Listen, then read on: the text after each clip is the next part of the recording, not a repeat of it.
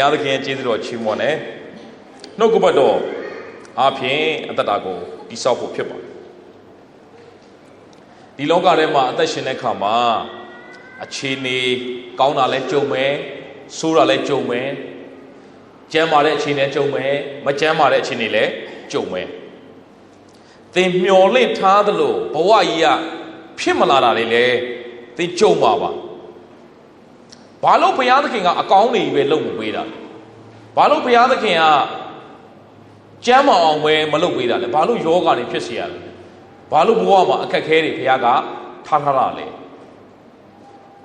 ဘဝမှာအကောင်းဆိုးအနှိမ့်မြင့်တွေကိုဘုရားသခင်ကထားတယ်ဘုရားသခင်ကအာရနဲ့အေဝါကိုဖန်ဆင်းပြီးတဲ့အခါမှာအေရင်ဥယျာဉ်ထဲမှာလိုလေသေးမရှိပြည့်စုံစွာဘုရားထားတာပေးတယ်ဒါပေမဲ့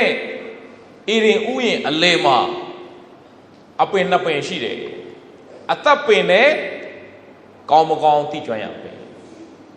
ဘုရားသခင်ကအသီးအကုန်စားခိုင်းတယ်အသက်ပင်ရဲ့အသီးစားပါဒါပေမဲ့ဒီကောင်းမကောင်းသိကျွမ်းရအပင်အသီးကိုတော့မစားနဲ့မစားစေခြင်းမှာတော့ဘုရားသခင်ငကိုယ်တည်းကစိုက်မထားပါနဲ့လားဖယ်ထားလိုက်ပါလားအဲ့ဒါဆိုလူလည်းအပြစ်မရောက်တော့လူတွေသေစရာလည်းမလိုတော့ဒုက္ခဆင်းရဲခြင်းတွေလည်းကြုံစရာမလိုတော့ဘာလို့ဘုရားသခင်ကအဲ့ဒီကောင်းမကောင်းသိကျွမ်းရအပင်ကိုထားရသေးတာလေမေးစရာမေးခွန်းရှိပါလူဟာအပြစ်ကျူးလွန်နိုင်တယ်ဆိုတာဘုရားကြိုမသိဘူးလားတချို့ကလည်းဒီမေးခွန်းမေးပါဘုရားသခင်ကအရာခတ်သိမ်းကိုသိမြင်တဲ့ဘုရားဖြစ်ပါတယ်ဒါပေမဲ့လူကိုတော့ဘုရားသခင်ကမထိန်ချုပ်ထားအောင်လူကိုဘုရားသခင်က freedom of choice လွတ်လပ်စွာရွေးချယ်ပိုင်ခွင့်အဲ့ဒါကဘုရားရဲ့တဏ္ဍာတော်နဲ့ညီဖန်ဆင်းတဲ့အခါမှာဘုရားကအဲ့ဒီအရာကိုမင်းကြိုက်တာရွေးလို့ရတယ်ဒါကြောင့်ဘုရားသခင်ကလူဘလို့တုံ့ပြန်မလဲသူ့စကားကိုနားထောင်ရင်းနဲ့တုံ့ပြန်ပါလားနားမထောင်ဘဲနဲ့အပြစ်ထဲကိုကြာဆင်းသွားမလားဘုရားအရင်စိတ်ဝင်စားတယ်ဒါပေမဲ့လူဟာနားမထောင်ခြင်းနဲ့တုံ့ပြန်လိုက်တယ်အဲ့ဒီကစပြီးလူသားအားလုံးတွေအပြစ်ထဲမှာကြာရောက်သွားတယ်ဘာနဲ့ပဲအသက်ရှင်လဲဆိုရင်တော့အဲ့ဒီအပြစ်ရဲ့သဘောတဘာဝဇာတိသဘောနဲ့ပဲအသက်ရှင်တော့ဒါကြောင့်မို့လူဟာတခုခုဆိုဘာနဲ့ပဲတုံ့ပြန်လဲဆိုတော့ဇာတိနဲ့ပဲတုံ့ပြန်ဇာတိဆိုတာလောဘဒေါသမောဟအသွေးသားရဲ့ဆန္ဒဖျားသဘောနဲ့ဆန့်ကျင်ဘက်ပဲလူကတုံ့ပြန်တတ်တော့ဒါပေမဲ့သခင်ရှုခရစ်တော်ဘုရားကကျွန်တော်တို့လူသားအားလုံးရဲ့အပြစ်တော်လက်ဝါးကတိုင်မှာကိုစားအသေးခံပေးတယ်သင်ကြိုတယ်၃ရက်မြောက်သောနေ့မှာရှင်မြတ်ထမြောက်တယ်သခင်ရှုခရစ်တော်ဘုရားကိုမိမိကယ်တယ်ပိုင်ရှင်ဖြစ်ယုံကြည်တဲ့သူဟာအထဲထဲမှာနောက်ထပ်သဘောတဘာဝတစ်မျိုးရောက်လာအဲ့ဒါကတော့ဝိညာဉ်ပဂတိသဘောဆိုတဲ့ဖျားရဲ့သဘောရောက်လာဒါကြောင့်မို့ယုံကြည်သူဟာဇာတိသဘောနဲ့အသက်ရှင်မလားဝိညာဉ်သဘောနဲ့အသက်ရှင်မလားအဲ့ဒါမိမိရဲ့ choice ဖြစ်တယ်သင်ရဲ့နေ့ရက်စဉ်တိုင်းမှာသင်ဇာတိနဲ့အသက်ရှင်နေရတယ်ဝိညာဉ်သဘောနဲ့အသက်ရှင်နေရတယ်ဇာတိနဲ့အသက်ရှင်ရင်အဲ့ဒီအကျိုးဆက်ရှိမယ်ဝိညာဉ်သဘောနဲ့အသက်ရှင်လဲအဲ့ဒီအကျိုးဆက်သင်ခံစားမှာဖြစ်တယ်အဲ့ဒါကသင်ရဲ့ choice ဖြစ်တယ်ဘုရားကလူတိုင်းကိုမချုပ်ကင်အောင်ဒါကြောင့်မို့ဝိညာဉ်သဘောနဲ့တုံ့ပြန်အသက်ရှင်တတ်ဖို့ဘုရားလိုရှိပါလေဘာကြောင့်ဘုရားသခင်ကလောကမှာအကောင်းအဆိုးအနှိမ့်အမြင့်ဒုက္ခဆင်းရဲခြင်းတွေကောင်းတဲ့အခြေအနေတွေကိုဒွန်တွဲပြီးတော့ကျွန်တော်တို့ကိုပြီးတွေ့ရလဲဆိုရင်ဘုရားဘာစိတ်ဝင်စားလဲဆိုတော့ငါသားသမီးတွေဘလို့တုံ့ပြန်မလဲသင်ရဲ့တုံ့ပြန်ခြင်းကိုဘုရားကအင်မတန်စိတ်ဝင်စားတယ်ဆိုတော့တွေ့ရတယ်ဒါကြောင့်မို့ဒီနေ့နှုတ်ကပတ်တော်ကောင်းစဉ်ကဝိညာဉ်သဘောနဲ့တုံ့ပြန်ပါသင်ကြုံတွေ့ရတဲ့အခြေအနေတိုင်းကိုဝိညာဉ်သဘောနဲ့တုံ့ပြန်လိုက်ပါအဲ့ဒါဆိုရင်တော့ရလက်ကငြိမ်သက်ခြင်းဖြစ်လိမ့်မယ်ရလက်ကကောင်းကြီးမြင်္ဂလာဖြစ်လိမ့်မယ်ရလက်ကထာဝရအသက်ရှင်ခြင်းဆိုတဲ့အသီးနှံကိုသင်ရိတ်သိမ်းရမှာဖြစ်ပါတယ်ဇာတိသဘောနဲ့တုံ့ပြန်ရင်တော့ပုတ်ပြက်ခြင်းသေခြင်းကျင့်ခြင်းအမြင်္ဂလာမကောင်းတဲ့အရာတွေကိုပဲပြန်ရိတ်သိမ်းရမှာဖြစ်ပါတယ်ကပ္ပဦးကျမ်းခန်းကြီး90အပိုက်ငယ်20မှာဘသူရဲ့တုံ့ပြန်ခြင်းအကြောင်းတွေ့ရလဲဆိုရင်တော့ယောသရဲ့တုံ့ပြန်ခြင်းအကြောင်းတွေ့ရမှာကပ္ပဦးကျမ်းခန်းကြီး90အပိုက်ငယ်20မှာသင်တို့သည်ကျွန်ုပ်ကိုညှင်းဆဲမည်ကြံကြတော်လေ ဖျားသခင်သည်ယနေ့ဖြစ်သည့်အတိုင်းလူများအသက်ချမ်းသာစေခြင်းကကျေးဇူးပြုမည်ကြံတော်မူ၏သူရဲ့ညီကိုတွေကယောသတ်ကိုဘာကြံစီလဲညှင်းဆဲဖို့ကြံတယ်တကယ်တော့ညှင်းဆဲဖို့ထိတော့မဟုတ်ဘူးအသေးသက်ဖို့ထိကိုကြံတာဖြစ်တယ်အသေးသက်ဖို့လုပ်တာအိမ်မက်ဆရာလာပြီတဲ့ငါတို့သူ့ကိုတတ်မယ်အမှညီကိုတယောက်ကတားတယ်မလုပ်ပါနဲ့ငါတို့လက်ကိုသွေးမစွန်းစေနဲ့ငါတို့တွင်းပြက်ကြီးတစ်ခုလည်းပဲချထားလိုက်မယ်သူကသူသေးပါစေအဲ့ဒီအချိန်မှာမိဒရန်ကုန်တယ်တွေကအေဂုတုပြည်ကိုသွားတဲ့အခါမှာဟာဒီတိုင်းထားမဲ့တူရောင်းစားလိုက်ရင်ငါတို့လည်းအကျိုးမြတ်ရမယ်ရောင်းစားလိုက်တယ်ဟိုမှာကြုံဖြစ်သွားတယ်သေမကလို့ကြိုက်တာဖြစ်ပါစေညီကိုရင်းတော့ညီကိုရင်းအဖေတယောက်တည်းအမေသာမတူလားအဲ့ဒီယာကုပ်ကနေမွေးတဲ့သား12ယောက်ဒါပေမဲ့ယောသတ်ကိုကြည့်မရဘူးတက်ချင်မတက်ဖြစ်ပြီးတော့နောက်ဆုံးမှရောင်းစားပလိုက်တယ်ယောသတ်ကဘဝကြီးကခါသီးသွားတယ်ဒုက္ခရောက်သွားတယ်တကယ်ဆိုရင်သူ့ကိုယ်တွေကိုသူနာကြီးစိတ်နဲ့မုန်းတီးစိတ်နဲ့တုံ့ပြန်လို့ရပါတယ်ဒါပေမဲ့ယောသတ်ကအရာရာကိုဝိညာဉ်သဘောနဲ့ပဲတုံ့ပြန်တယ်သူ့ကိုယ်တွေသူ့ကိုညှင်းဆဲမယ်လို့ကြံမိမယ်ဖျားသခင်ကတဲ့ယနေ့ဖြစ်သည့်အတိုင်းလူအများကြီးအသက်ချမ်းသာရဖို့ရန်အတွက်လူတွေကိုကျေးဇူးပြုဖို့ဖျားကအဲ့ဒီသင်တို့ညှင်းဆဲမဲ့အကြံကိုဖျားပြောင်းပလိုက်တယ်သင်သာဝိညာဉ်သဘောနဲ့တုံ့ပြန်ရင်ဖျားကအခြေအနေတွေကိုပြောင်းပြစ်မှာဖြစ်တယ်ကျွန်တော်ညီမြချင်းလေးတစ်ခုမှတ်ထားမိတယ်ဆရာတယောက်ကျမ်းစာသင်တန်းတစ်ခုမှာနိုင်ငံခြားဆရာတယောက်ပဲသူသင်ပြီးတော့အဲ့ဒါလေးကျွန်တော်မှတ်ထားမိအခြေအနေကတဲ့10% ပဲရှိပါတယ်တဲ့အခြေအနေ10% plus အပေါင်းသင်ရဲ့တုံ့ပြန်ခြင်းဟာ90%ညီမြချင်းဒီဘက်ကတော့ရလတ်အခြေအနေက10%ပဲအဲ့ဒီအခြေအနေကကောင်းတဲ့အခြေအနေဖြစ်မယ်ဆိုးတဲ့အခြေအနေဖြစ်မယ်ဒါပေမဲ့သင်ရဲ့တုံ့ပြန်ခြင်း90%ပေါ်မှာမူတည်ပြီးတော့တဲ့ရလတ်ကထွက်လာမှာဖြစ်တယ်သင်ဘယ်လိုတုံ့ပြန်မလဲဇာတိနဲ့တုံ့ပြန်ရင်ဇာတိရလတ်ပဲထွက်လာဝိညာဉ်သဘောနဲ့တုံ့ပြန်ရင်ရလတ်ကကောင်းကြီးမြင်ကလားငြိမ်သက်ခြင်းထာဝရအသက်ရှင်ခြင်းအသီးနှံကိုသင်ကရည်သိမ်းရအောင်ဖြစ်တယ်ဒီနေ့ယောသတ်က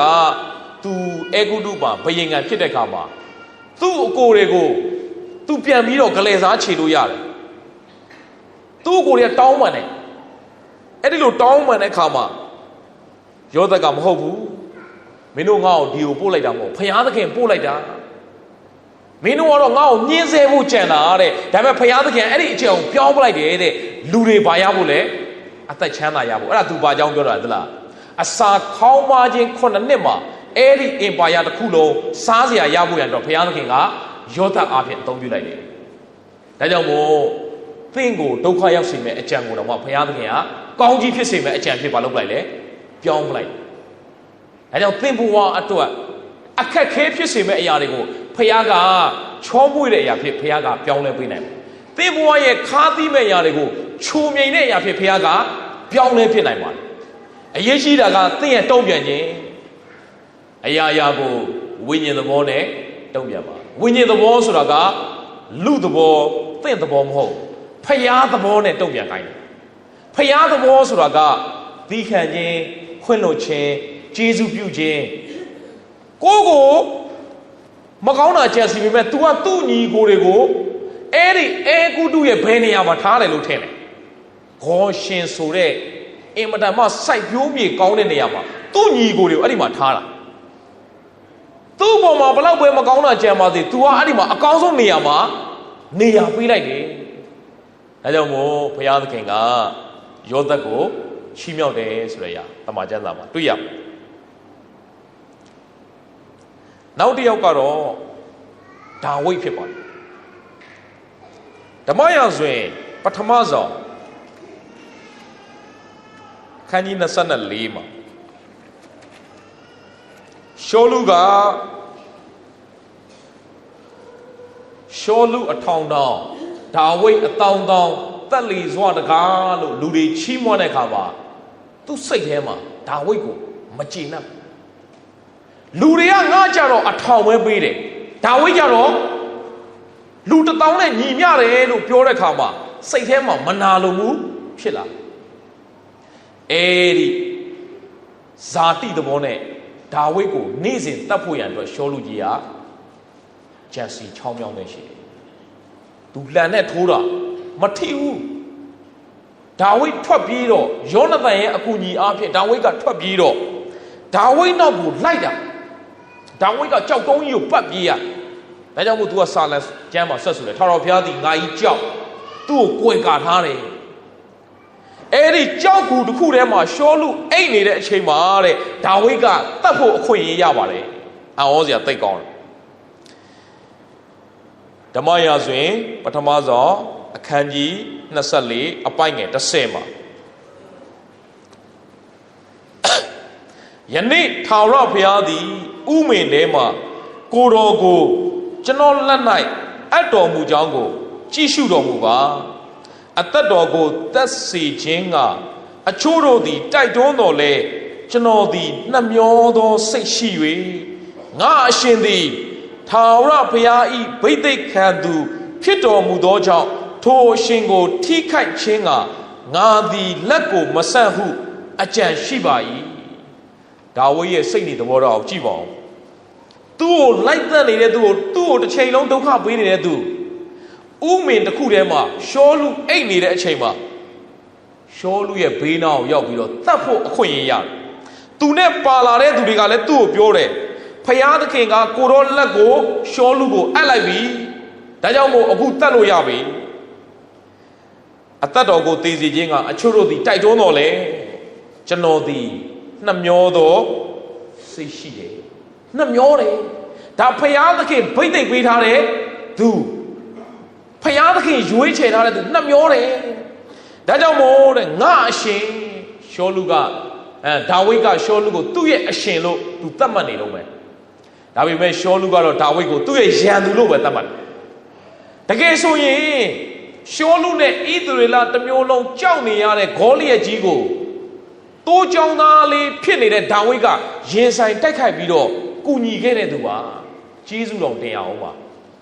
ဘယ်သူမှမတိုက်နိုင်တဲ့တစ်မျိုးသားလုံးကြောက်နေတဲ့ဂေါလိယက်ကြီးကိုဒါဝိဒ်ကရင်ဆိုင်တိုက်ခိုက်ပေးတာဒါပေမဲ့အဲဒီမျက်နှာအောင်မထောက်ဒါဝိဒ်ရဲ့ချီးမြှောက်ခြင်းခံရတာကိုမနာလို့ဖြစ်တဲ့အခါမှာဒါဝိဒ်ကိုတတ်ဖို့တစ်ချိန်လုံးစဉ်းစားနေတယ်ရှောလုရဲ့ဘဝအသက်တာတောက်လျှောက်ကဒါဝိဒ်ကိုတတ်ဖို့ကြံစည်နေပဲဘဝဆုံးသွားတယ်ဖျားခိုင်းတာဘာမှမလုပ်ဖြစ်လိုက်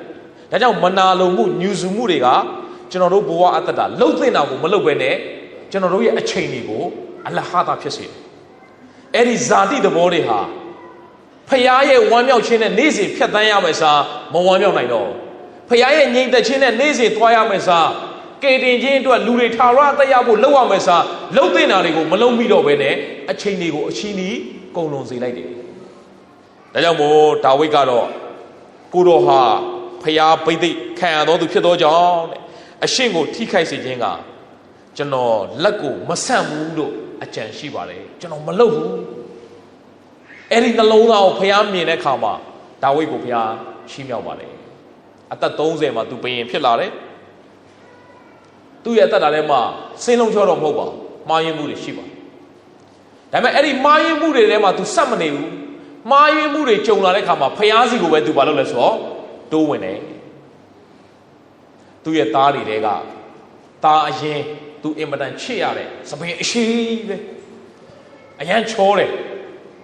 အဘရှလုံဆိုတဲ့လူပြောက်ကသူ့သားကသူ့ထီးနှန်းကိုလူဖို့ရတော့ပုံကန်တယ်အဘရှလုံပုံကန်တဲ့ခါမှာအဘရှလုံနဲ့ဒါဝိဒ်ကငါသားနဲ့ငါစစ်မတိုက်ချင်ဘူးသူတကယ်လို့ငါနေရာလိုချင်လဲယူပါလေစေငါနန်းတော်ကနေဖယ်ပေးမယ်ဆိုပြီးတော့နန်းတော်ကနေသူကဆင်းပေးတယ်အရှင်မင်းကြီးတယောက်ထဲတော့မသွားနဲ့ကျွန်တော်တို့ကလိုက်ခဲ့မယ်ဆိုပြီးတော့သူ့ကိုတစ္ဆာခံတဲ့ဘတ်တော်သားတွေပါဒါဝိဒ်တော့လိုက်သွားတယ်နိုင်ငံရေးအပြောင်းအလဲဖြစ်ပြီအခုဘသူလာအုပ်ချုပ်ပြီလေအဘရှလုံလာပြီးတော့အုပ်ချုပ်ပြီအဲ့ဒီလိုသွားတဲ့လမ်းမှာတဲ့ရှောလုရဲ့အမျိုးရှိမိဆိုတဲ့လူတယောက်က ဒါဝိဒ်ကိုကျိန်ဆဲတယ်အရက်စကားနဲ့ပြောရမယ်ဆိုတော့ဆဲတာပေါ့ဗျာတကယ်တော့မင်းရှောလူအမျိုးပြစ်မှားတဲ့အတွက်ကြောင့်အခုမင်းခံရပြီမလားမင်းရဲ့သားရင်းကကြည်စံမင်းကိုဘာလုပ်ပြီလဲပြန်ပုံကံပြီးဖျားသခင်မင်းကိုတန်ခတ်ပြီးဆဲတာဒါဝိဒ်ကိုဘယင်တယောက်တော့ကျွန်တော်တို့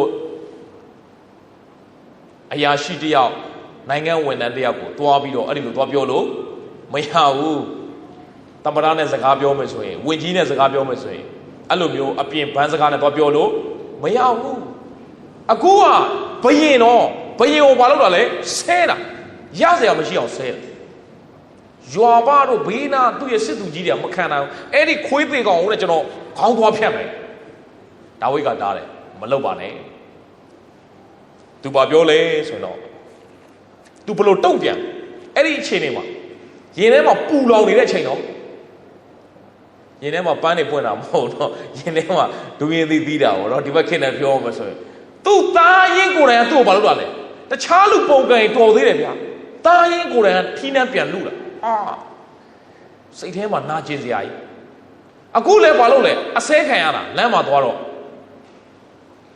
အဲ့ဒီလိုအခြေအနေမျိုးမှာဒါဝိဒ်ဘလို့တုံ့ပြန်ခဲ့လေသွားတပ်လိုက်ကွာပြောလို့ရတယ်ချက်ချင်းဥမာရှိပြီးခေါင်းဖြတ်ခံရမှာဓမ္မရာဇဝင်ဒုတိယဆောင်ခန်းကြီး16အပိုင်ငယ်30ကနေ7နှစ်ဓမ္မရာဇဝင်ဒုတိယဆောင်အခန်းကြီး16အပိုင်ငယ်30ကနေ7နှစ်ရှင်ဘုရင်ကအိုးဇေယုရသားတို့သင်တို့သည်ငါနှင့်အဘယ်သို့ဆိုင်သနည်းထိုသူသည်ကျိန်ဆဲပါလေစေဒါဝိဒ်ကိုကျိန်ဆဲလောဟုထာဝရဘုရားမှားထားတော်မူပြီတို့ဖြစ်၍သင်သည်အဘယ်ကြောင့်ဤသို့ပြုသနည်းဟုအဘယ်သူဆိုရမည်နည်းဟု၍၎င်းကြည်ပါငါကိုယ်တည်းကထွက်သောငါသားရင်းသည်ငါအသက်ကိုရှာ၏ထိုဗင်ယမိန်မျိုးသားသည်ထိုမြမကအခွင့်ရှိလိမ့်မည်သူကိုရှိပါလေစေကျိန်ဆဲပါလေစေထာဝရဘုရားမှားထားတော်မူပြီထာဝရဘုရားသည်ငါဤဒုက္ခကိုကြည့်ရှု၍ယနေ့ထိုသူကျိန်ဆဲသည့်အတွက်ကောင်းသောအကျိုးကိုပြန်ပေးကောင်းပေးတော်မူလိမ့်မည်ဟူ၍၎င်းအဘိရှဲနှင့်ကျွန်တော်မျိုးအပေါင်းတို့အားမိန့်တော်မူ၏ဒါဝိဒ်ရဲ့တုံ့ပြန်ခြင်းကိုကြည့်လိုက်ပါဦးကျိန်ဆဲပါလေစေတဲ့ဖျားမှားထားတာဒါဝိဒ်ကိုကျိန်ဆဲဖို့ဖျားမှားထားတာငါကိုယ်တည်းကထွက်တဲ့ငါသားရင်တော်တဲ့ငါကိုပြန်ပုံကံပြီးငါအသက်ကိုတတ်ဖို့ရန်ရှာနေသေးတာပဲအဲ့ဒီဗင်ယမိန်အမျိုးရှောလူရဲ့အမျိုးသူအခွင့်ရှိပါတယ်ကျိန်ဆဲပါလေစေတဲ့ထာဝရဘုရားမှားထားတော်မူပြီဘုရားသခင်ကဒီနေ့ငါခံရတဲ့ဒုက္ခကိုကြည့်ပြီးတော့တဲ့အခုငါအစဲခံရတဲ့အတွက်ကြောင့်ကျိန်ဆဲခံရတဲ့အတွက်ကြောင့်ကောင်းသောအကျိုးကိုဘုရားပြန်ပေးကောင်းပေးပါလိမ့်မယ်ကြည်စံသူ့ရဲ့အသက်တာတုံ့ပြန်ခြင်းသူများကိုတုံ့ပြန်တဲ့အခါမှာသူဘယ်လိုတုံ့ပြန်လိုက်လဲကောင်းသောသဘောနဲ့ပြန်တုံ့ပြန်လိုက်တယ်ကျွန်တော်တို့ကဆိုဘယ်လိုတုံ့ပြန်ကိုဆဲဖို့နေသလားမျက်စောင်းလေးထိုးရင်တော့တွေးမယ်ငါအကြောင်းသိမယ်နော်လေစိတ်မှာတန်းစီရင်နဲ့နော်ဟိုမှာသူများអော်လို့ပြန်អော်တယ်နော်အဲ့ဒါကျွန်တော်မိတ်ဆွေဆရာသုံးမှဟိုသူပြောပြလို့သိတာပါနော်ကျွန်တော်မနေ့ကတော့သူကပြောပြဇာတိစိတ်ကမရဘူးတဲ့နော်ဟိုမှာတန်းစီထားတာလေစိတ်မှာနော်သူတို့ကဂိတ်ဖွင့်လိုက်တော့တခြားနေရာဖွင့်တော့သူတို့ကဂျားဖြတ်တယ်လို့ဖြစ်တာအမှန်တော့သူတို့အရင်ရောက်တာအဲ့ဒါဟိုလူတွေကဂျားဖြတ်တယ်ပြောတော့မခံနိုင်ဘူးနော်စိတ်ထဲမှာနော်ကျွန်တော်တို့ရဲ့ဘဝအတ္တတာထဲမှာနော်ဒါတူကိုပါနော်ဆရာသုံးပါမဟုတ်ကျွန်တော်တို့ဆိုလဲဇာတိနဲ့တုံ့ပြန်တာကိုကအိတ်သွားဝဲတာနော်ကိုကဟိုလေလွယ်အိတ်လေးသွားဝဲတာနော်ကျွန်တော်မိတ်ဆွေတယောက်ပေါ့နော်လွယ်အိတ်လေးသွားဝဲတာဝဲတော့ဒီအိတ်ဘလောက်လဲ နောက်ထပ်အိတ်တစ်ခုမေးတော့အဲ့ဒီအိတ်ကဈေးပေါ်တယ်တဲ့ဒါပေမဲ့တက်အိတ်မရောင်းနဲ့သူကရောင်းရင်အဲ့လိုဒရာစင်လားမသိအဲ့လိုရောင်းဒရာစင်ဝယ်နိုင်လားတဲ့ဟာဆိုင်ရှင်ကမေးတော့စိတ်ဆိုးတာဒရာစင်မဟုတ်ဘူးတဲ့အဲ့ဒီအိတ်ဒီဆိုင်မှာအလုံးမတစ်လုံးရှိတယ်အကုန်ဝယ်မယ်တဲ့အမဲနော်ခါလေးကြရင်တော့မခံနိုင်ဘူးနော်ဘယ်သူမှမဟုတ်ပါဘူးနော်ကျွန်တော်မိတ်ဆွေတယောက်ပြောတာပါနော်သူများလည်းမဟုတ်ပါဘူးကျွန်တော်လည်းအဲ့ဒီတိုင်းပါပဲလူဆိုတာတစ်ခုခုဆိုဒိန်းဆိုဇာတိနဲ့မလုပ်ချင်လဲဟာတုံ့ပြန်ခြင်းနဲ့ဒါပေမဲ့ဘုရားသခင်ကအထဲထဲမှာတန်ရှင်းသောဝိညာဉ်တော်ရှိတော့ကျွန်တော်တို့ဘာလုပ်ပေးလဲ control လုပ်ပေးတယ်ထိန်းချုပ်ပေးတယ်အဲ့ဇာတိနဲ့အဆုံးမသက်သွားဘူးဟာနောက်တော့ပြန်ပြီးတော့ပြန်ထိန်းရဒါကြောင့်မို့ချစ်တော်ညီတော်ရဲ့စီတိုင်းဒါဝိရဲ့အသက်တာထဲမှာဘလောက်ထိအဲ့ချိန်မှာသူ့ရဲ့စိတ်ခံစားမှုကလေအမြင့်ဆုံးကိုရောက်နေတာကျိတ်မနိုင်ခဲမရငါသားရင်ကွာငါ့ကိုလှုပ်ရက်တယ်ကွာအဲ့ဒီလိုဖြစ်နေတဲ့အချိန်မှာတယောက်ကထဆဲတာကျွန်တော်ဆိုဘယ်လိုနေမလဲဆဲပါထပ်ဆဲပါရပါတယ်နော်မြဆဲပါဘယ်ပြောမလဲ तू ဆဲကိုဆဲပေါ့နော် तू လည်းဆဲကိုလည်းဆဲအမှသွားနော်ဘုံတော့မထင်ကြတော့ဒါပေမဲ့ဒါဝိဒ်ကဖယားသခင်ကငါ့ကိုတစ်ချိန်မှာပြန်ပြီးတော့အဲ့ဒီအကျိုးကိုပြန်ဆက်ပေးလိုက်တယ်တကယ်ပဲဗျာအဘရှလုံနဲ့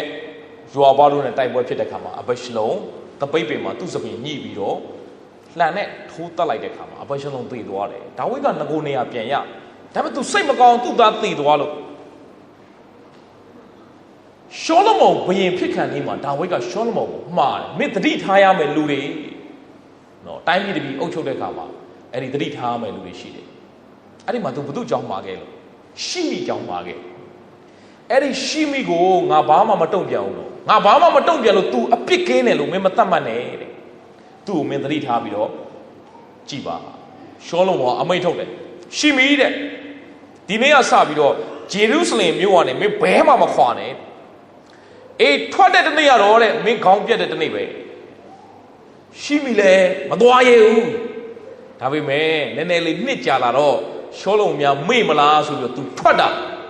အေးအမရှိမိအသက်ခံရတာဒါကြောင့်မို့ချစ်တော်ညောင်စီတိုင်းကျွန်တော်တို့ရဲ့ဘဝအသက်တာထဲမှာ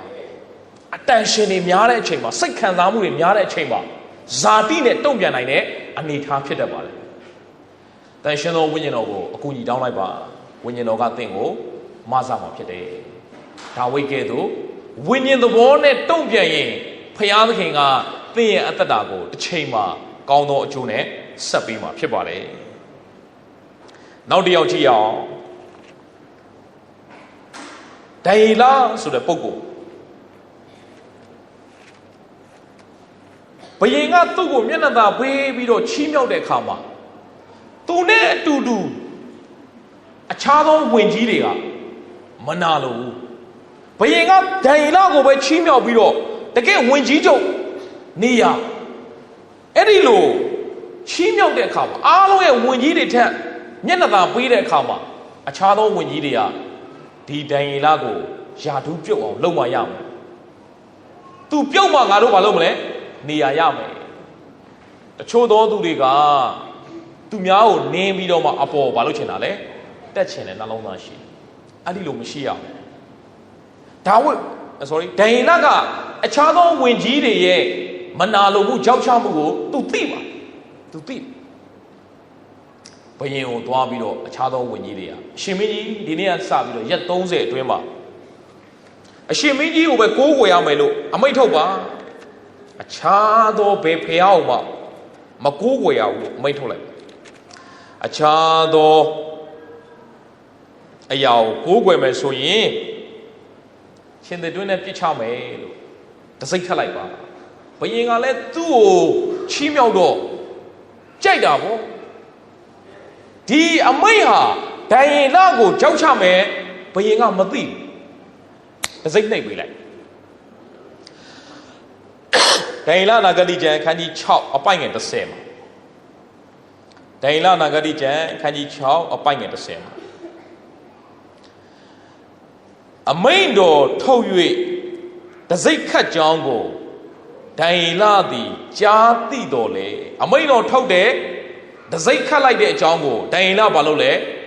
ကြားပါတယ်တဲ့သိပါတယ် အခြားသောဖျားကိုကိုးကွယ်တာနဲ့တခုခုနတ်ဖျားတစ်စုံတစ်ခုဘယ်ဖျားပဲဖြစ်ဘယင်ကလွဲပြီးတော့တခုခုကိုကိုးကွယ်လိုက်တာနဲ့ရှင်တွေတွင်နဲ့ကြမယ်ရက်30အတွင်းမှာအမိန့်ထုတ်ထားတာကိုကြားသိပါတယ်ကြားသိတော်လေတဲ့မိမိအိမ်တို့သွား၍ယေရုရှလင်မြို့သို့မျက်နာပြုရာအထက်ခန်းပဒင်းပေါက်ဖွင့်လျက်ပင်နော်ပဒင်းပေါက်ကိုပိတ်လျက်မဟုတ်ဘူးဖွင့်လျက်ကျွန်တော်တို့ဆိုဘာလုပ်မလဲဖျားအရန်ရှိခိုးခြင်းလဲခဏပိတ်လိုက်ပေါ့ရက်30ပြီးမှပြန်ဖွင့်ပေါ့သူများတွေ့မယ်လေမဟုတ်ဘူးဖွင့်လျက်ငကိုလှုပ်တဲ့အတိုင်းပဲအထက်ပြုလေရှိသည့်အတိုင်းလုံနေကြအတိုင်းအခုမှလောက်တာမဟုတ်ရှင်သစ်တွင်းနဲ့ကြာခံရမှာမလို့ငါဆုတောင်းအောင်မယ်အဲ့ဒီလိုမဟုတ်ပုံမှန်အထက်ပြုလေရှိသည့်အတိုင်းတစ်နေ့3ချိန်ဒူးထောက်လျက်ဘုရားသခင်ကိုဆုတောင်း၍ဂုဏ်ကျေးဇူးတော်ကိုချီးမွမ်းလေကဲဆုတောင်းမယ်ဆိုရင်လည်းတကားလေးပိတ်ပေါ့ကွာရက်30အတွင်းတော့ခဏလေးဘုရားသခင်တကားလေးပိတ်မယ်ဂုံချီးမွမ်းခြင်းခဏထားလိုက်ဆုတောင်းရင်တော့အတန်မထွက်ဆိုဘယ်သူမှလည်းမကြောက်ဘယ်သူမှလည်းမမြင်ဘူးမသိဘူးမဟုတ်ဘူးနော်ဒိုင်လားအဲ့လိုမလုပ်သူအထက်ပြုတ်လေရှိတဲ့အတိုင်းပဲဗတင်းပေါက်လည်းဖွင့်ထားတယ်ဆုတောင်းတယ်အတန်လည်းထွက်ပြီးတော့ချီးမွမ်းတယ်ဟာအကွက်ပဲဝင်ကြီးတွေကဒိုင်လားကိုပြပြီဗောအဲ့ချိန်မှာဘလို့မှငင်းလို့မရတော့ဒိုင်လားချင်းတွေနဲ့ပြစ်ချခြင်းကိုခံရတယ်ဒါပေမဲ့ဖျားသခင်ကရှင်သစ်နှုတ်ကိုပိတ်ထားတဲ့အခါမှာရှင်သစ်အကိုက်မခံရဘူးဘယင်ကမနဲ့စောစောသွားတဲ့အခါမှာဒိုင်လားသင်မပြတ်ကိုးကွယ်တော့ဒီစကားလုံးသုံးတယ်သင်မပြတ်ကိုးကွယ်တော့ဒိုင်လားဖျားကိုကိုးကွယ်တာမပြတ်တော့အခြေအနေတစ်ခုခုကြောင့်ခဏရက်လိုက်မယ်မရမဟုတ်ဘူးမပြတ်ကိုးကွယ်တော့ကျွန်တော်တို့ဘဝအသက်တာထဲမှာဘုရားသခင်ကိုအစင်မပြတ်ကိုးကွယ်တတ်သောအသက်တာဖြစ်ဖို့အင်မတန်ရေးကြည့်ပါကိုဗစ်ကာလတုန်းကတော့အကြီးကျယ်ဘုရားကိုးကွယ်ဘာလို့မှမရှိဘူးလေအိမ်မှာပဲနေရတော့ကိုဗစ်လည်းပြီးတော့လှုပ်ရှားတွေကများလာတယ်ကျန်တာဖတ်ဖို့လည်းအချိန်မရတော့ဆူတောင်းဖို့လည်းအချိန်မရတော့အခုလည်းနောက်ယောဂတစ်ခုတော့ရောက်လာပြီဗျာနော်မနေ့ကပဲသတင်းထဲမှာတွေ့ရတယ်နီပါဆိုတာမသိနော်နီပါဆိုတာမသိအဲ့ဒီအိန္ဒိယဘက်မှာစပြီကိုဗစ်လိုပဲသူလဲနော်40%နဲ့85%လောက်တည်ဖို့များတယ်သူကလက္ခဏာမပြဘူးတဲ့ဖြစ်လို့ဖြစ်မှမသိဖြစ်ပြီလို့သိရင်လည်းသွားပြီဥနောက်အမေးပါကိုတိုက်ခတ်တယ်ဟာလာပြီနော်ကျွန်တော်တို့ကိုဗစ်ကာလမှာဘုရားကျောင်းအားလုံးပိတ်ဘယ်သူမှမာနာကြီးလို့မရအောင်ဘယ်သူမှစောရကတက်ခွင့်မရှိဘူးဒါပေမဲ့ကိုဗစ်ပြီးတော့လူတွေကတုံရင်လိုက်မယ်ဒါကြောင့်မို့ချစ်တော်ညောင်ရောက်စီတိုင်းကျွန်တော်တို့ဘဝအသက်တာထဲမှာအခြေအနေဘယ်လိုပဲရှိပါလိမ့်စေကိုးကွယ်ခြင်းမပြတ်တော်သူများဖြစ်ပါစေဒိုင်လကအမိတ်မထုတ်ခင်တော့လည်းဒီတိုင်းပဲအမိတ်ထုတ်တော့လည်းဒီတိုင်းပဲရှင်တွေတွေ့တဲ့ရောက်တော့လည်းထိုနည်း၎င်းပဲမပြတ်ကိုးကွယ်တယ်ဒါကြောင့်ဘယင်ကတော့ဘယ်လိုပြောလဲသင်မပြတ်ကိုးကွယ်သောဘုရားသခင်သည်သင်ကိုရှင်သစ်ပေးမှကယ်လွတ်နိုင်သလားလို့မေးတဲ့အခါမှာဒိုင်လကအရှင်မင်းကြီးတတ်တော်အစင်မြဲရှင်ပါစေကျွန်ုပ်၏ဘုရားသခင်သည်ကောင်းကင်တမန်ကိုစေလွတ်၍ရှင်သစ်နှုတ်ကိုပိတ်ထားတော်မူသဖြင့်ကျွန်ုပ်သည်ရှင်သစ်ဘေးနှင့်လွတ်ပါ၏အကြောင်းမူကားဘုရားသခင်ရှင်း၌ကျွန်ုပ်သည်အပြစ်ကင်းပါ၏ကိုတော်မြတ်ကိုလည်းအလင်းမပြစ်မှားပါဟုရှောက်လေကျွန်တော်အရှင်မင်းကြီးကိုလည်းဘာမှမပြစ်မှားပါဘူးဘယင်ကသိတာပေါ့အဲ့ဒီကြောက်ချတဲ့ဝင်ကြီးတွေအားလုံးချင်းတွေတွင်းတွေကိုသူတို့တွေမဟုတ်သူတို့တာမယာနဲ့တကွာအကုန်ပြစ်ချတာအောက်တောင်မကြဘူးတဲ့လေပေါ်မှာနေချင်းတွေကခုန်ကိုက်ပြီးတော့စားလိုက်တာအယိုးရှိသမျှကိုချိုးဖဲ့တယ်လို့တမန်ကျမ်းစာမှာဖော်ပြပါဒါကြောင့်ချစ်တော်ညောင်စီတိုင်းနော်ကျွန်တော်ဆရာဆိုင်းဆိုသက်သေခံတယ်နော်လေရင်စီးတယ်နော်လေရင်စီးလေတော်သတိထားတာကျွန်တော်လဲလေရင်စီးကျွန်တော်ဆရာသောမတ်ဆိုဘာလုပ်လဲဆိုတော့funeral ဆုတောင်းတယ်တခါလဲသူကအပ်ထားလိုက်တာနော်ဒါနောက်ဆုံးခရီးစဉ်ပဲပေါ့နော် တခါလေလဲကျွန်တော်တို့ကကီလိုတွေလဲပိုတင်တာရှိတာဟုတ်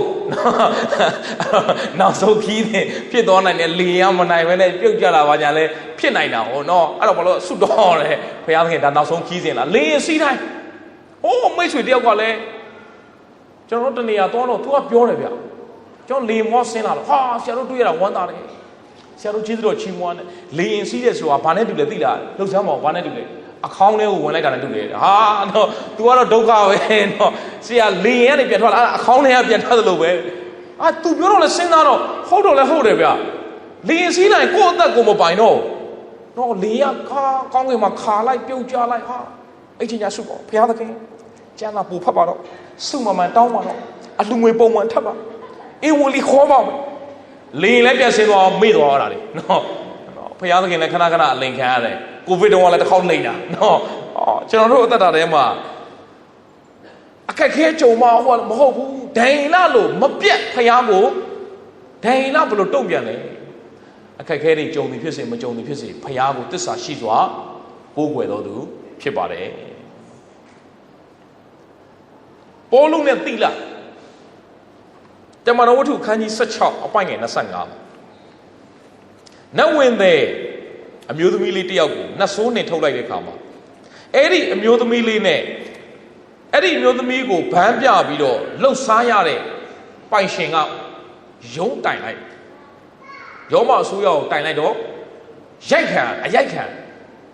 သွေးတွေနဲ့ဒဏ်ရာတွေနဲ့နာကျင်ပြီးတော့ထောင်ထဲရောက်သွားတယ်တန်ကြိုးခတ်ခံရမှောင်ပိန်းနေတဲ့ထောင်ထဲမှာတန်ကြိုးတွေနဲ့နာကျင်မှုတွေနဲ့အဲ့ဒီချိန်မှာသူတို့ဘာလုပ်အောင်ဘုရားသခင်ဘယ်လိုလုပ်တာလဲဘုရားအမှုတော်လဲဆောင်ပါသေးတယ်တိုက်နဲ့လည်းမနေအောင်ကားနဲ့လည်းမနေအောင်ကောင်းကောင်းလည်းမစားရအောင်အလှငွေလည်းမရအောင်အခုနတ်ဆိုးလည်းနေထုတ်ရသေးတယ်ဘုရားအေးဝလီလည်းဝေငှရသေးတယ်ဘယ်ထဲရောက်သွားလဲဟိုတယ်မဟုတ်ပါဘူးဟိုထောင်ထဲရောက်သွားတာမှုရပေါ်မှာအိပ်ရတာမဟုတ်ပါဘူးတမန်တလင်းမှာဟာနာကျင်ကြိုက်ခဲသွေးတွေနဲ့ညီးတွားနေရမယ့်အချိန်ပေါလုနဲ့သိလာလို့ဘလို့တုံ့ပြန်ခဲ့လေအဲ့ဒီကြုံတွေ့ရတဲ့ဧဝံဂေလိတရားကြောင့်ခရစ်တော်ကြောင့်ကြုံတွေ့ရတဲ့ဒုက္ခအခက်ခဲတွေကြုံတွေ့တဲ့အခါမှာစိတ်ပြတ်ဝမ်းနည်းခြင်းညီးတွားခြင်းနဲ့မတုံ့ပြန်ဘူးဘာနဲ့တုံ့ပြန်လဲကျေးဇူးတော်ချီးမွမ်းခြင်းနဲ့တုံ့ပြန်ခဲ့တယ်တမန်တော်ဝတ္ထုခန်းကြီး16အပိုင်းငယ်25မှာတကောင်ချိန်၌တကောင်ဆိုတာအင်မတန်မှမှောင်မိုက်နေတဲ့အချိန်မှာပေါလုနဲ့တိလတို့သည်ပဌနာပြု၍ဖျားသခင်ကိုချီးမွမ်းလျက်တခြင်းဆိုလေ၏ထောင်ထဲမှာနှောင်ဖွဲ့ခြင်းကိုခံရသောသူတို့သည်နားထောင်ကြ၏ပေါလုနဲ့တိလတို့တဲ့တကောင်ရံအချိန်မှာဘာလုပ်လဲဆိုရင်တော့ဖျားကိုပဌနာပြုပြီးတော့တခြင်းဆိုတယ်ပေါလုနဲ့တိလတို့ချီးမွမ်းတာဆုတောင်းတာထောင်ထဲကလွတ်ချင်လို့လားမဟုတ်ပါဘူးဒီတန်ကြိုးတွေကနေလွတ်မြောက်ဖို့လားမဟုတ်ပါဘူးလွတ်မြောက်ဖို့ချီးမွမ်းနေတာမဟုတ်လွတ်မြောက်ဖို့ဆုတောင်းနေတာမဟုတ်လွတ်မြောက်တော်သူဖြစ်လို့ချီးမွမ်းနေတာဖြစ်တယ်လွတ်မြောက်ဖို့မဟုတ်ဘူးနော်လွတ်မြောက်နေတော်သူဖြစ်တယ်သင်္နေ့ကျွန်တော်ဟာယေရှုကိုယုံတဲ့ကလွတ်မြောက်ပြီးသားတန်ကြိုးကဘလောက်ပဲခတ်တာပြင်ပအခြေအနေဘလို့ပဲဖြစ်နေပါသည်ထောင်ထဲမှာပဲရောက်ဘယ်နေရာမှာပဲရောက်ခန္ဓာကိုယ်မှာဘလို့နာကျင်နေပါစေအဲ့ဒီအရာတွေကသူတို့ကိုမလွတ်မြောက်အောင်တုံ့နှောင်ထားလို့ချုံနှောင်ထားလို့လုံးဝမရလွတ်မြောက်ခြင်းရပါမလဲအတွင်းထဲမှာဖြစ်တယ်အတွင်းထဲမှာလွတ်မြောက်နေသောကြောင့်မချီးမွမ်းမယ်မနေနိုင်လို့ချီးမွမ်းတာယုံကြည်သူဖခင်သားသမီးဟာလွတ်မြောက်ဖို့ချီးမွမ်းနေတာမဟုတ်လွတ်မြောက်တော်သူဖြစ်နေလို့ချီးမွမ်းနေတာဖြစ်တယ်ညီးတွားရမယ့်အခြေအနေမှာညီးတွားခြင်းနဲ့မတုံ့ပြန်ပဲနဲ့ချီးမွမ်းခြင်းနဲ့တုံ့ပြန်ခဲ့တယ်နောက်တစ်ယောက်ကတော့တတိဖန်တရားတစ်ပုဒ်ပဲဟောတယ်တခါတည်းအသက်ခံရတရားတစ်ပုဒ်ပဲဟောတယ်တခါတည်းအသက်ခံသူဟောတဲ့တရားအရှိကြီးပဲဓမ္မသစ်ကျမ်းစာမှာအရှိဆုံးတရားဟောချက်လို့ပြောလို့ရတယ်ပေတရုဟောတာထက်ပိုရှိတယ်သူတရားဟောချက်ကိုမှတ်တမ်းတင်တဲ့အခါတတိပံဟောတဲ့နှုတ်ကပတ်တော်ဂျူးတွေကလုံးဝမခံနိုင် မင်းတို့ကားတိုင်းမှာတင်တက်လိုက်တဲ့အဲ့ဒီယေရှုဟာကယ်တင်ရှင်မေရှိယဖြစ်တယ်မင်းတို့ကကားတိုင်းတင်တက်လိုက်တာမသိပဲတက်လိုက်တာဒါကြောင့်မင်းတို့အဲ့ဒီယေရှုခရစ်တော်ဘုရားကိုကယ်တင်ပိုင်ရှင်ဖြစ်ယုံအရှင်သခင်ဖြစ်လက်ခံအဲ့ဒီလိုပြောလဲပြောနှလုံးကွဲမတတ်တဲ့စိတ်ဆိုးတာအန်သွားခဲချိတ်ပြီးတော့ဒေါသတွေထွက်ပြီးတော့တတိပံကိုတဲ့မြို့ပြင်ကိုနော်တတိပံကိုဆွဲထုတ်ပြီးတော့သူတို့ဘာလုပ်လဲဆိုရင်မြို့ပြင်ကိုနှင်ထုတ်ပြီးမှတမန်တော်ဝတ္ထုခန်းကြီး9အပိုက်ငယ်58မြို့ပြင်သို့နှင်ထုတ်ပြီးမှကြောက်ခဲနဲ့ပြစ်ကြ၏တသိခံတို့သည်လည်းမိမိတို့အဝတ်ကိုရှောလူအမည်ရှိသောလူလင်၏ခြေရင်း၌ထားကြ၏ဒါတမန်တော်ရှင်ဘောလူဖြစ်မဲ့ရှောလူရဲ့ခြေရင်းမှာဂျူးတွေကအပေါ်ကဝိယုံအောက်မှာဝိယုံနှစ်ခုရှိတာအပေါ်ကဝိယုံကအားမရအောင်ခဲပေါက်ရတာအဲ့တော့ခဲနဲ့ပေါက်တာအားရပါရပေါက်မင်းတို့ဝိယုံတွေလာချွတ်တာဒီချိန်မှာဒါပေါက်အဲ့ဒီကောင်သေအောင်ပြစ်အကြောက်ခဲနဲ့အားရပါရပြစ်အဲ့ဒီကြောက်ခဲနဲ့ပြစ်တဲ့အချိန်မှာတဲ့တတိပံဘာလုပ်လဲ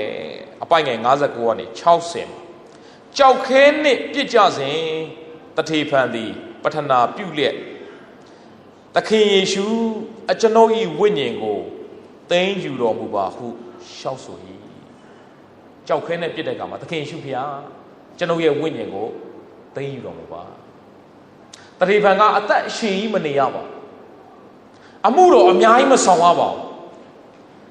သင်းတောက်9ယောက်ထဲမှာရွေးကောက်ခြင်းခံရပြီးတော့တရားလေးတစ်ပုဒ်ထဟောလိုက်တာအသက်ခံလိုက်ရတယ်လူအနေနဲ့ဆိုတော့မတန်ဘူးကွာဖះမှုတော့အများကြီးလည်းမဆောင်ရဘူးအသက်လည်းမရှိဘူးငငယ်လေးနဲ့တည်သွားတယ်ထင်ပါပါဖះသခင်ရှေ့မှာအသက်ရှိခြင်းတူခြင်းထက်အများကြီးလှုပ်ခြင်းနည်းနည်းလေးလှုပ်ခြင်းထက်သစ္စာနဲ့လှုပ်ဆောင်ခြင်းဖះတန်ဖိုးထားပါလေသူရတဲ့အချိန်လေးမှာဖះအတွက်အသက်ရှင်ပြီးတော့လှုပ်ဆောင်သွားတယ်အိမ်မတန်တန်ဖိုးရှိတဲ့တထေပံဖြစ်တယ်အဲ့ဒီတထေပံကကြောက်ခဲနဲ့ပြစ်တဲ့ခါမှာသူဆုတောင်းတယ်ကျွန်တော်ရဲ့ဝိညာဉ်ကိုသခင်ရှုသိမ်းယူပါနောက်သူဒူးထောက်လိုက်တယ်ဒူးထောက်လျက်သခင်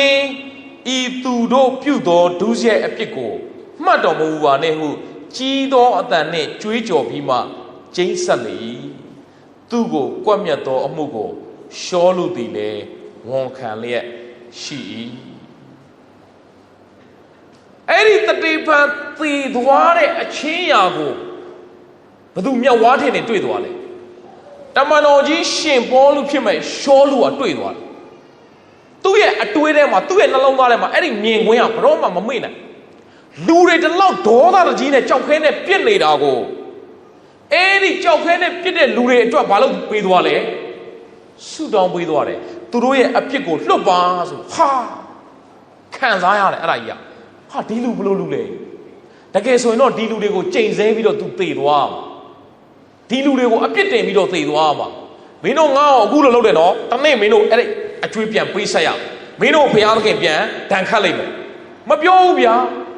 ဘုရားသခင်သူတို့ရဲ့အပြစ်ကိုလွတ်ပါဒါကြောင့်မို့ရှောလူရဲ့နှလုံးသားထဲမှာပြောင်းလဲဖို့ရန်အတွက်အဲ့ဒီတထေဖန်ရဲ့သိဆုံးခြင်းဟာမျိုးစေ့သွားကြနေတယ်အံ့ဩစရာကောင်းတယ်ရှောလူရဲ့ပြောင်းလဲခြင်းမှာတထေဖန်ရဲ့ဖြစ်စဉ်ကတစ်ခုပေါအောင်ဖြစ်နေတယ်ဒါကြောင့်ချစ်တော်ညူအောင်စီတိုင်းတထေဖန်ဒီသေလုံးတော်လဲတရားဟောလျက်ရှိသေးတယ်အသက်ရှင်တဲ့အချိန်မှာပဲတရားရှိခေါ်သွားတာမဟုတ်သေသွားပေမဲ့လည်းသူ့ရဲ့တရားဟောခြင်းကြောင့်ရှောလူပြောင်းလဲသွားတယ်ဒီနေ့ကျွန်တော်တို့သူ့ရဲ့အကြောင်းကိုဒီနေ့ပြောနေရတယ်ဒါကြောင့်မို့ကျွန်တော်တို့ဘဝသက်တာမှာအများကြီးလုံနိုင်ခြင်းနည်းနည်းလေးလုံနိုင်ခြင်းအများကြီးပေးလူနိုင်ခြင်းနည်းနည်းလေးပေးလူနိုင်ခြင်းအဲ့ဒီပုံမှာဖျားမကြည့်ပါဖျားသခင်ကတစ္ဆာနဲ့လှုပ်ဆောင်ခြင်းပုံမှာသင်ရဲ့နှလုံးသားနဲ့လှုပ်ဆောင်ခြင်းပုံမှာကြည့်တယ်ဖျားသခင်ဖြစ်တယ်ဒါကြောင့်မို့တတိပံနာကျင်နေတဲ့ကြားထဲကနေသူများကိုခွင့်လွှတ်ခြင်းနဲ့တုံ့ပြန်သွားတယ်အဲ့ဒီစိတ်တော်ဟာသခင်ယေရှုရဲ့စိတ်တော်ဖြစ်တယ်ရှင်လုကာခန်းကြီး23အပိုက်ငယ်24မှာသခင်ယေရှုသည်ပင်လင်လက်ဝါးကတိုင်မှာ လူတွေသူ့ကိုတင်ပြီးတော့တတ်တဲ့ခါမှာပထမဦးဆုံးကားတိုင်းမှာပြောတဲ့စကားသခင်ရှုကကားတိုင်းမှာပြောတဲ့စကားတွေတည်းကနေပြီးတော့ပထမဦးဆုံးပြောတဲ့စကားဘာစကားလဲဆိုရင်ရှင်လုကာခရစ်ဝင်ခန်းကြီး23အပိုင်ငယ်34မှာယေရှုကလည်းအိုအဖာသူတို့အပြစ်ကိုလွတ်တော်မူပါသူတို့သည်ကိုပြုသောအမှုကိုမသိကြဟုမွတ်ဆိုတော်မူ၏အဝတ်တော်ကိုလည်းစာရေးတံချ၍ဝေဖန်ကြ၏သခင်ရှုကလဝါကတိုင်းမှာတင်တက်တဲ့ခါမှာပထမဦးဆုံးပြောတဲ့စကားအိုအဖာဒီလူတွေသူတို့ဘာလုပ်နေဆိုတော့သူတို့မသိဘူးသူတို့ရဲ့အပြစ်ကိုလွတ်ပါတတိပံရဲ့တုံ့ပြန်မှုနဲ့သခင်ရှုရဲ့တုံ့ပြန်မှုနဲ့ဟာတွားတူနေတယ်ဒါကြောင့်မို့သခင်ရှုရဲ့နှလုံးသားဟာခွင့်လွှတ်ခြင်းနဲ့ပဲဘာလုပ်လဲတုံ့ပြန်တယ်ပြီးခံခြင်းနဲ့ပဲတုံ့ပြန်တယ်မေတ္တာနဲ့ပဲတုံ့ပြန်တယ်အဲ့ဒါဝိညာဉ်သဘောလို့ခေါ်ပါတယ်ဝိညာဉ်ပဂတိအကျိုးမူကားချစ်ခြင်းဝမ်းမြောက်ခြင်းငြိမ်သက်ခြင်းစိတ်ရှိခြင်းကောင်းမြတ်ခြင်းကျေးဇူးပြုခြင်းသစ္စာဆောင်ခြင်းနူးညံ့သိမ်မွေ့ခြင်းကာမဂုဏ်ချုပ်တီးခြင်းပဲအဲ့ဒီဝိညာဉ်သဘောနဲ့တုံ့ပြန်ပြီးတော့ဒီလောကကြီးထဲမှာသင်ကောင်းလေကျွန်တော်မဆိုးပါအဲ့ဒါလောကရဲ့နိယာမသဘောဖြစ်ပါတယ်ယုံကြည်သူကအဲ့ဒီလိုမဟုတ်အဆိုးအားဖြင့်အရှုံးမခံနဲ့အကောင်းအားဖြင့်အဆိုးကိုနိုင်တော့အဲ့ဒီအဆိုးအားဖြင့်အရှုံးမခံနဲ့ဆိုတာဇာတိသဘောနဲ့လာတဲ့အရာတွေကိုဇာတိသဘောဖြင့်ပြန်မတုံ့ပြန်လိုက်နဲ့ဇာတိကိုဇာတိနဲ့တုံ့ပြန်ရင်အရှုံးပဲအဲ့ဒီဇာတိသဘောတွေလာတဲ့တွေ့ကြုံလာတဲ့အရာတွေကိုသင်ပါနဲ့တုံ့ပြန်အကောင်းဆိုတဲ့ဝိညာဉ်သဘောနဲ့တုံ့ပြန်လိုက်ပါသင်ရဲ့တုံ့ပြန်ခြင်းကိုဘုရားကစိတ်ဝင်စားတယ်ဘဝအတ္တထဲမှာယောဂါတွေကြုံတွေ့တဲ့အခါမှာဒုက္ခဆင်းရဲခြင်းတွေကြုံတွေ့တဲ့အခါမှာငွေကြီးပြဿနာတွေကြုံတွေ့တဲ့အခါမှာသူများတွေရဲ့မနာလိုမှုပြစ်တင်မှုတွေကိုခံစားရတဲ့အခါမှာသင်ဘယ်လိုတုံ့ပြန်မလဲဇာတိနဲ့တုံ့ပြန်ရင်တော့အကျိုးရလက်ကပျက်စီးခြင်းပဲဆုံးရှုံးခြင်းပဲဝိညာဉ်သဘောနဲ့ဖျားရဲ့သဘောနဲ့ခွင့်လွှတ်ခြင်းသီးခံခြင်းချစ်ချင်းမေတ္တာကျေးဇူးပြုခြင်းနှိမ်ချခြင်းစိတ်ရှိခြင်းအဲ့ဒီဖျားရဲ့သဘောတွေနဲ့တုံ့ပြန်လိုက်ရင်တော့မေတ္တာနဲ့တုံ့ပြန်ရင်တော့သင်ဟာငြိမ်သက်ခြင်းဖခင်ရဲ့ကောင်းကြီးမြင်္ဂလာကိုသင်ခံစားမှာဖြစ်ပါတယ်။နောက်ဆုံးအနေနဲ့ကျွန်တော်ကျမ်းစာလေးတစ်ပိုက်နဲ့ခွန်အားပေးခြင်းနဲ့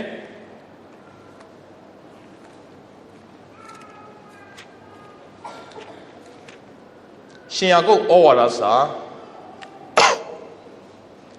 အခန်းကြီး9အပိုက်ငယ်17ရှင်ယာကုပ်ဩဝါဒစာအခန်းကြီး9အပိုက်ငယ်17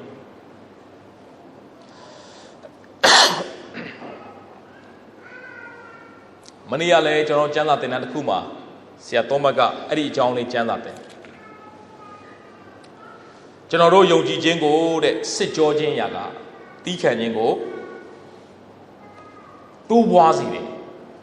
ဒါကြောင့်မို့တဲ့အထူးထူးပြပြသောနှောက်ယှက်ခြင်းတွေကြုံတွေ့တဲ့အခါမှာတဲ့အဲ့ဒါဝမ်းမြောက်စရာအကြောင်းတတ်တတ်ဖြစ်တယ်လို့မှတ်ယူလိုက်ပါတဲ့သင်တို့သည်အလင်းမချို့တဲ့ပဲစိတ်ဆက်ဆုံနေမိအကြောင်းတီးခံခြင်းစိတ်တွေသင်တို့ကိုအကုန်စင်ပြုပြင်ပါစေလို့မနေ့ကဆရာတော်ကတီးခံခြင်းအကြောင်းလေးကိုဝေငှအော်တီးခံခြင်းစိတ်သဘောဟာကျွန်တော်တို့အသက်တာကိုစုံလင်အောင်မလုပ်ပေးနေလေပြုပြင်ပေးနေပါလားဒါကြောင့်မို့ဒုက္ခဆင်းရဲခြင်းတွေကြုံတွေ့တဲ့အခါမှာသီးခံပါဖျားသခင်အကောင်းဆုံးပြင်ဆင်ပေးပါလိမ့်မယ်မသီးခံနိုင်ဘဲနဲ့တုံ့ပြန်လိုက်ရင်အဲ့ဒီဇာတိနဲ့တုံ့ပြန်ခြင်းကအမှားပဲဖြစ်ပါလေဒါကြောင့်မို့သီးခံခြင်းအကြောင်းကိုထင်ရှားတဲ့လူတစ်ယောက်နဲ့နှိုင်းယှဉ်ပြသထားတယ်ရှင်ယာကုပ်ဩဝါဒစာအခန်းကြီး9အပိုက်ငယ်17ရှင်ယာကုပ်ဩဝါဒစာအခန်းကြီး9အပိုက်ငယ်17အတူတူကဖတ်ကြည့်အောင်နော်သီးခံနိုင်သောသူတို့သည်မင်္ဂလာရှိသောသူဟူ၍ငါတို့သည်ခေါ်ကြ၏ယောဘသည်သီးခံကြောင်းကိုသင်တို့ကြားရကြပြီထာဝရဘုရားသည်မိမိအမှုကိုလက်ဆတတ်တော်မူရာမှာအလွန်တနာဆုံမတ်တော်မူကြောင်းကိုလည်းသိမြင်ရကြပြီ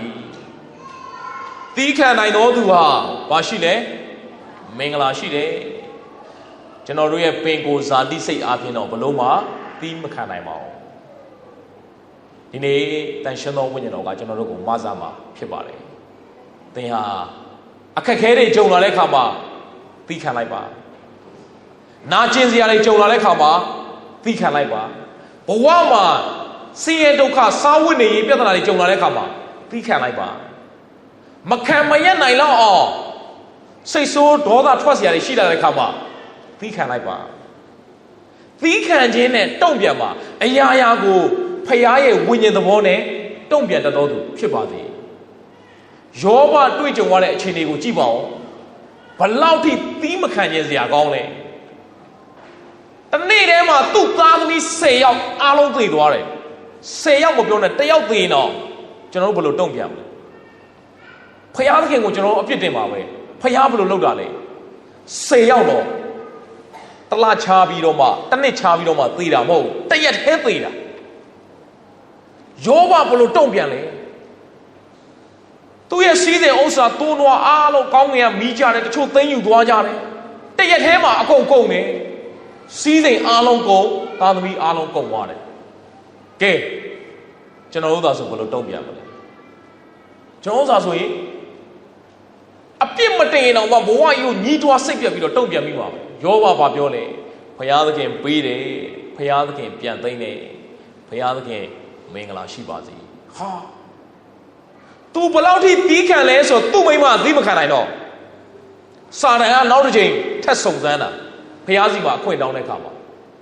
ယောဘကြီးရဲ့ခန္ဓာကိုယ်ကိုထိခိုက်ပေးရစီလို့တဲ့သူ့အသက်ပဲမထိနဲ့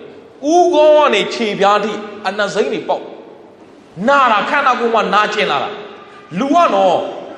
သင်ယောဂဖြစ်ဘူးမှာပါနေမကောင်းဖြစ်ဘူးမှာပါနာကျင်လိုက်လူကဒေါသထွက်လာမခံနိုင်ဘူးဘိုက်အောက်လိုက်ခေါင်းကိုက်လိုက်ဒေါသထွက်လာဒါပေမဲ့အဲ့ဒီလိုနာကျင်မှုတွေနဲ့ခန္ဓာကိုယ်မှာလည်းနာတယ်စိတ်ကလည်းနာကျင်တယ်သားသမီးတွေသေလို့ပူဆွေးရတယ်ဘဝကြီးမှာရစရာမရှိတော့စုပ်ပြတ်တတ်သွားတာဘဝကြီးကအဲ့ဒီမှာသူ့မျိုးသမီးကယောဘကြီးသီးခံခြင်းကိုကြည့်ပြီးတော့သူသီးမခံနိုင်တော့မင်းဖះကိုချိန်ဆဲပြီးတော့တဲ့ဒီလောက်တောင်ကောင်းကျိုးမပေးတဲ့ဖះတဲ့ဖះဆိုတာကောင်းကျိုးပေးရမယ်လေတဲ့ဘာကောင်းကျိုးမှမပေးတာချိန်ဆဲပြီးတော့သေပလိုက်တော့ဟာတဲ့မိမမိုက်ပြောတဲ့ကဲဆိုမင်းဘာလို့ပြောတာလဲဖះသခင်လက်တော်ကနေငါတို့ကောင်းကျိုးချမ်းသာကိုခံစားရတယ်ဒီဆင်းရဲဒုက္ခတွေကိုလည်းဖះပေးတွေ့တဲ့အခါမှာကြည်ကြည်လက်လက်ကြီးခံယူလိုက်ဖို့ပဲဒါကြောင့်မို့ဘဝမှာဒုက္ခဆင်းရဲခြင်းတွေ့တဲ့အခါမှာလည်းမကြည်မနှက်မဖြစ်ပါနဲ့ကြည်နဲ့ဆိုတာနဲ့ခံယူလိုက်ပါအဆုံးသတ်မှာဖယားသခင်သည်မိမိအမှုကိုလက်ဆတတ်တော်မူရာမှာအလွန်တနာဆုံးမတ်တယ်။ဒီလောက်စိတ်ကဒဏ်ရာဖြစ်ခန္ဓာကိုယ်ကလည်းနာကျင်မှုတွေဖြစ်နေရတဲ့ကြားထဲမှာတငယ်ချင်း3ယောက်ရောက်လာတယ်။9ရက်သူနဲ့အတူမျှဝေခံစားရစံပတိပေါ့။ဟောမျှဝေခံစားမခံပါဘူးသူလည်း9ရက်ပဲခံတယ်နော်ဒါကြောင့်မို့ချီးမွမ်း9ရက်ကဲရက်9ရက်ဆိုအဲ့ဒါလားမသိ9ရက်လဲကြာအောင်ပြီးမခံနိုင်တော့ယောဘတဲ့မင်းဖျားတဲ့တခုခုမားလို့အခုလိုကြုံလာဖြစ်မယ်တဲ့ဖျားကိုပြန်တောင်းမှလာတဲ့ဟာဒီမှာစိတ်ကဒဏ်ရာရခန္ဓာကိုယ်ကလည်းနာကျင်ရတဲ့ခြားနာကျင်နေရတဲ့ဂျားထဲမှာစကားနဲ့ပါယောဘကိုဘာလို့လဲအဲ့ဒီ3ယောက်ဒုက္ခထပ်ပေးပြအောင်ဟာယောဘရဲ့သေဖို့ပဲရှိတော့မဟုတ်ဘူးငါဘာမှမမာဘူးဘာလို့ကြုံရလဲလဲငါမသိဘူးဒါပေမဲ့ဘုရားသခင်ကစစ်ဆေးနေတယ်ဆိုတော့ငါသိတယ်စစ်တော်မူခြင်းကိုခံပြီးမှရှုကဲတော့ငါတနေ့ပေါ်လာမယ်ငါရဲ့ယုံကြည်ခြင်းကိုဘုရားစစ်နေတာငါသိတယ်ငါဘုရားကိုဆက်ကိုးကွယ်မယ်ငါဘုရားသခင်ကိုဆက်မျှော်လင့်မယ်ငါဘုရားသခင်ကိုဆက်ပြီးတော့ယုံကြည်မယ်ဟာတကယ်ချင်း3ယောက်အဲ့ဒီ3ယောက်နဲ့ပြောတဲ့စကားတွေအကုန်လုံးရေးထားတယ်အဆုံးသက်ရောက်ပြီယောဘဝတ္ထုအဆုံးသက်မှာဘုရားကအဲ့ဒီတကယ်ချင်း3ယောက်ကိုစိတ်ဆိုးတာအမျက်ထွက်တာမင်းတို့ငါအကြောင်းကိုပြောတဲ့ခါမှာဟုတ်မှန်စွာမပြောဘူးဟာကိုတော့ကျွန်တော်တို့ဘာဟုတ်မှန်စွာမပြောလဲမင်းတို့ကယောဘရဲ့ဒုက္ခကိုကြည့်ပြီးတော့ယောဘကိုဖျားနဲ့မမှန်ဘူးလို့မင်းတို့ပြောရလေကျွန်တော်ဒီဘက်ခေတ်ယုံကြည်သူတွေလည်းအဲ့လိုခံရတယ်မလားဖျားနဲ့မှန်ရင်ချမ်းအောင်ချမ်းသာရမယ်ဖျားနဲ့မှန်ရင်ကြမ်းအောင်ကြမ်းပါရမယ်ဖျားနဲ့မှန်ရင်ဘာဒုက္ခမှမကြုံအောင်အဲ့ဒီစကားကိုဘယ်သူတွေပြောခဲ့တာလဲယောဘတကယ်ချင်း3ယောက်ပြောခဲ့တာဖျားစိတ်ဆိုးတာနော်ဖျားသခင်ကတခါတည်းရမှာဖျားနဲ့မှန်နေရက်ပင်လင်ဒုက္ခခက်ခဲတွေကိုဘာလုပ်တယ်လဲပြီးတွေ့ပါတယ်ယောဘဖျားနဲ့မားလို့ဒုက္ခရောက်တာမဟုတ်မှန်လျက်ပင်ဒုက္ခတွေပြီးတွေ့တတ်ပါတယ်အဲ့ဒါဘာကြောင့်လဲဘလို့တုံ့ပြန်မလဲဒံယေလကြီးစုတောင်းလျက်ပင်ဘယ်ထဲကိုကျသွားလဲဖျားနဲ့မှန်နေလျက်ပင်လေဒ ရှင်တွေနဲ့ကြာသွားတယ်ဖယားပါမျောလင်းလာတယ်ဒိုင်လာမင်းဘယ်လိုတုံ့ပြန်မလဲဆူတောင်းမပြတ်ပါဘူးပေါလုနဲ့သိလာဖယားနဲ့မှန်နေလျက်ပင်လင်ထောင်ထဲရောက်သွားတယ်ဘယ်လိုတုံ့ပြန်မလဲညီးတွားခြင်းနဲ့မတုံ့ပြန်ပါဘူးချီးမွမ်းခြင်းနဲ့တုံ့ပြန်တယ်တတိဖန်ဖယားဘက်မှာရက်တည်ပြီးတော့ဖယားရဲ့အေဝံဂေလိအကြောင်းကိုဝေမျှတာကြောက်ဖဲနဲ့ပြစ်ခဲ့ရတယ်တတိဖန်မင်းဘယ်လိုတုံ့ပြန်မလဲတတိဖန်ခွင့်လွှတ်ခြင်းနဲ့ပဲတုံ့ပြန်သွားပါလေဒါကြောင့်မို့ချစ်တော်ညီအောင်စီတိုင်းဖယားအကြောင်းကိုမှန်ကန်စွာပြောတတ်ဖို့အင်မတန်ရေးကြီးတယ်ဖယားနဲ့မှန်ရင်ဘာဒုက္ခမှမရောက်ဘူးမဟုတ်ပါဘူးဖယားနဲ့မှန်ရင်ချမ်းသာရမယ်အဲ့ဒါမှားပါတယ်ဖယားနဲ့မှန်ရင်အမြဲတမ်းအစဉ်ပြေနေရမယ်အဲ့ဒါမှားပါတယ်ကျွန်တော်တို့အသက်တာထဲမှာဖယားနဲ့မှန်တော်ညာလဲဒုက္ခခက်ခဲတွေကြုံတွေ့နိုင်ပါတယ်သူများရဲ့ပြစ်တင်ခြင်းတွေကဲ့ရဲ့ခြင်းတွေခက်ခဲတဲ့အခြေအနေတွေဘဝပြဿနာတွေမှာခါးသီးခြင်းတွေကြုံတွေ့ရနိုင်ပါတယ်ဒါပေမဲ့အဲ့ဒီလိုကြုံတွေ့တဲ့အခါမှာဇာတိသဘောနဲ့မတုံ့ပြန်မိစေနဲ့ဖယားကဘာလို့အဲ့ဒါတွေပေးတွေ့လဲသင်ဘလို့တုံ့ပြန်မလဲဆိုတာကိုဖယားကစိတ်ဝင်စားတယ်ဝိညာဉ်သဘောနဲ့တုံ့ပြန်တတ်တော်သူများဖြစ်ပါစေအဲ့တော့ဖယားကတဲ့မိမိအမှုကိုလက်ဆတတ်တော်မူရမှာအလွန်တနာဆုံးမတယ်အဲ့ဒီတငယ်ချင်း၃ယောက်ကိုဖယားကပြောတယ်သွားတဲ့ယောဘကိုပြန်တောင်းပါမတောင်းမှမင်းတို့ကတတ်မယ်ဟာသွားတောင်းမှရတယ်ယောဘကသူတို့တို့ဆူတောင်းပေးမှသူတို့အပြစ်ကိုဖယားလွတ်လိုက်ဖယားသခင်အားတဲ့ရှေးဖြစ်ဟန်ထက်နောက်ဖြစ်ဟန်ကိုယောဘကိုနှစ်ဆကောင်းကြီးပေးတယ်ကြည်စမ်းဖယားသခင်ကကျွန်တော်ကောင်းကြီးပေးခြင်းတဲ့ဖယားပါကျွန်တော်တို့ကိုမဆခြင်းတဲ့ဖယားပါဒါပေမဲ့တစ်ခါတည်းမှာအခက်ခဲတွေယောဂတွေပြီးတူးတယ်ဆိုတော့မချစ်လို့မဟုတ်ပါဘူးသင်ရဲ့တုံ့ပြန်ခြင်းကိုဖယားကစိတ်ဝင်စားလို့ဖြစ်တယ်အရာရာကိုဇာတိသဘောနဲ့မတုံ့ပြန်မဲနဲ့ဝိညာဉ်သဘောနဲ့တုံ့ပြန်ခြင်းအပြင်အဆုံးသတ်မှာဖယားသခင်လက်ဆတတ်တဲ့အဆုံးသတ်မှာဖယားရဲ့သနာဆုံမခြင်းဖယားရဲ့ကျေးဇူးကြီးယူနာဖယားရဲ့ကောင်းကြီးမင်္ဂလာကိုသင်ခံစားရဖို့ရန်အတွက်အရာရာတိုင်းကိုဝိညာဉ်သဘောနဲ့တုံ့ပြန်နိုင်တော်သူများဖြစ်စေဖို့ဝိငါခွန်အားပေးပါတယ်အားလုံးပေါ်မှာဘုရားရှင်ကောင်းကြီးပေးပါစေအာမင်